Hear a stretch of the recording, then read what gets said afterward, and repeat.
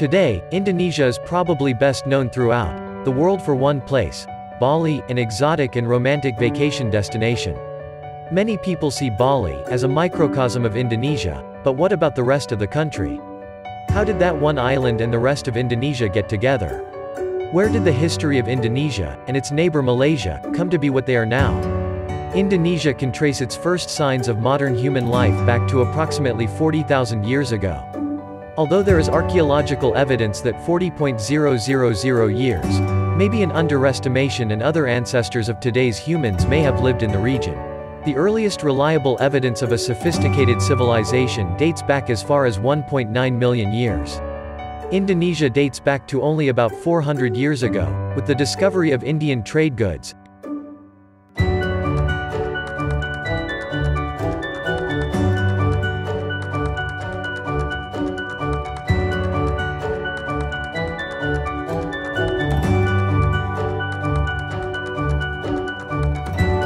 inscriptions in West Java and eastern Kalimantan. It is also assumed that trade with China would have occurred concurrently, with trade between the Indonesian archipelago and India with these specific foreign nations.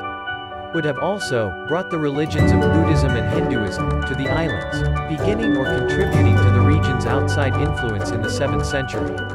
The powerful trade-oriented Srivijaya Empire, which originated on the island of Sumatra, flourished from the Malay Peninsula all the way down to Java. The Buddhist Empire of Sriwijaya, that declined after the Chola Empire, from India seized their Sumatran territory of Polemik, and apprehended their king in 1025, and from that point on the Sriwijaya Empire declined. Essentially collapsed, making way for the Hindu kingdom of the Majapahit Empire, founded in 1292.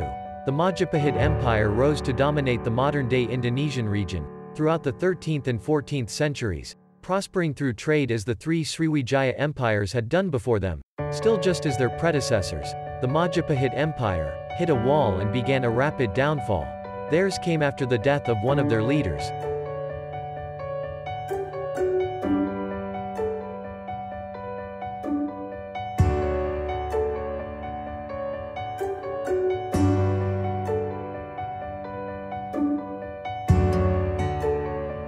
Gajah Mada in 1364, and the following death of the king Hayam Wuruk 1389. Prior to this time, the Islamic faith made its way to the archipelago and began to take root. Many different lesser-known sultanates found success throughout the islands over the following centuries, and some even outlasted the dominion of the Majapahit Empire as these kingdoms continued to grow trade in and out of the region. The spice market drew the attention of European powers. The first of these nations to arrive in modern-day Indonesia were the Portuguese and Spaniards in the 16th century. While Spain attempted to establish dominance in the Maluku Islands, also known as the Spice Islands.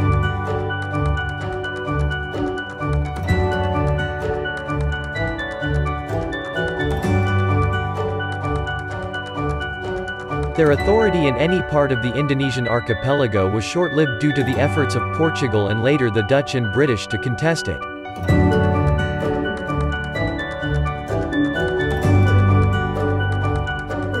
The Dutch East India Company was given significant autonomy throughout the Indian Ocean by the Dutch government. This allowed them to dominate trade throughout the East Indies, while keeping their competitors, particularly the British and Portuguese, at bay.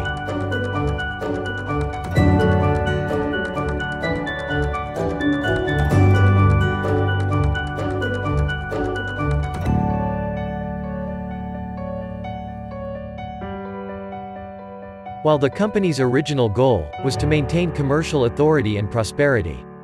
As they gained control of Java and its neighbors, they began to shift their focus. During the 17th century, the Dutch East India Company gradually transitioned from a leading sea and trading power to a more colonial-type establishment, after settling in the fortified port of Jakarta Batavia, or modern-day Jakarta, and working to gain more jurisdiction throughout the Indonesian islands. In 1641, the Dutch East India Company captured Malacca from the adjacent Malay Peninsula. However, by the 18th century, the company had begun to struggle with corruption, conflict, and a slow collapse into bankruptcy. In 1799, the Dutch government revoked their charter and seized all of their possessions. In 1800, the Dutch East Indies, which included what would later become Indonesia, was established as the new Dutch colonial administration. This establishment grew throughout the archipelago during the 19th and early 20th centuries. Although there were some ups and downs, such as the Javanese War ending in a Dutch victory in 1825 to 1830, the Dutch did capture Polemik in 1825. The former territory of the Sriwijaya Empire. The Dutch also settled disputes and clashes with Aka Lombok and Sulawesi during this period, and continued to expand their dominion during the course of Dutch colonization. The people of the Indonesian islands have been treated horribly, as Dutch priorities shifted more toward agriculture. Local farmers were required to set aside 20% of their land in order to grow crops for Dutch export, such as pepper, sugar, cinnamon, tea, coffee, and indigo. By the 1870s, the colony had moved to a free market system, and was forming private plantations, though the locals were still not treated fairly. Finally, at the turn of the 20th century, the Dutch instituted a new system known as the ethical policy, in order to promote the welfare of the archipelago's residents. This new program brought about changes in the region, such as the construction of new schools. Government reforms that gave local officials more autonomy, as well as the opportunity for some indigenous people to become more educated and learn more about the Western world. Despite these improvements, not every local was affected, and as a result, many people on the island felt oppressed by the colonial authority. These resentments eventually culminated in nationalist movements and a push for complete independence. Unfortunately for the people of the archipelago, the fight for freedom was cut short by the Japanese invasion during World War II.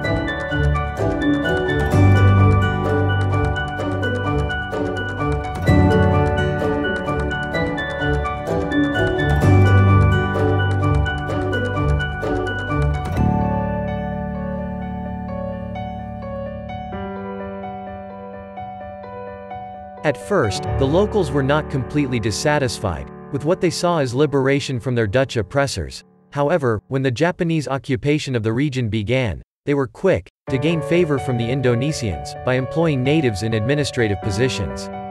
Unlike the Dutch, who supported Indonesian nationalists, the successful strategy was only temporary, as the Japanese chose to use the Indonesian islands in whatever form best suited them during the war. Despite some locals' disapproval, the relationship between the Japanese and the natives was not terrible. As the Axis powers began to lose the war, they threw their support behind the Indonesian independence movement even more. The Japanese declared their goal of creating a self-governed East Indies during the latter half of 1944, which was later confirmed in August 1945. Terauchi Hisaichi, commander of Japan's Southern Expeditionary Army Group, summoned Muhammad Hatta and Sukarno, two leaders of the Indonesian independence movement, and declared Indonesia's independence. It became an independent republic after word of the Japanese surrender reached the Allied forces on August 17, 1945, with the proclamation of an independent republic. It was not so simple, and it sparked a series of clashes between Indonesians and colonizers, both British and American forces. The Dutch and British felt less compelled to combative measures, eventually resigning as the Dutch stepped in to try to retake their place formerly owned. After several failed attempts, police operations and mounting condemnation from the far-right West, such as the United States, finally, in the final weeks of 1949, Indonesia was recognized by the Dutch. The years that followed marked a period of political and constitutional progress, accompanied by agricultural and economic conditions, as well as ups and downs, starting out as a parliamentary candidate. Following that, democracy is what President Sukarno at the time in a guided democracy was established February of 1957. The republic then succumbed to the dictator's hands. In 1966, former General Suharto, before eventually reverting to democracy as of 1999. Indonesia is still growing today, advancing as a sovereign nation, and an overall population of approximately 273 million. In 2020, the Republic will have a population of million people. Indonesia is now led by their 7th president. President of the Republic of Indonesia, Joko Widodo, PDIP, or the Indonesian Democratic Party struggle.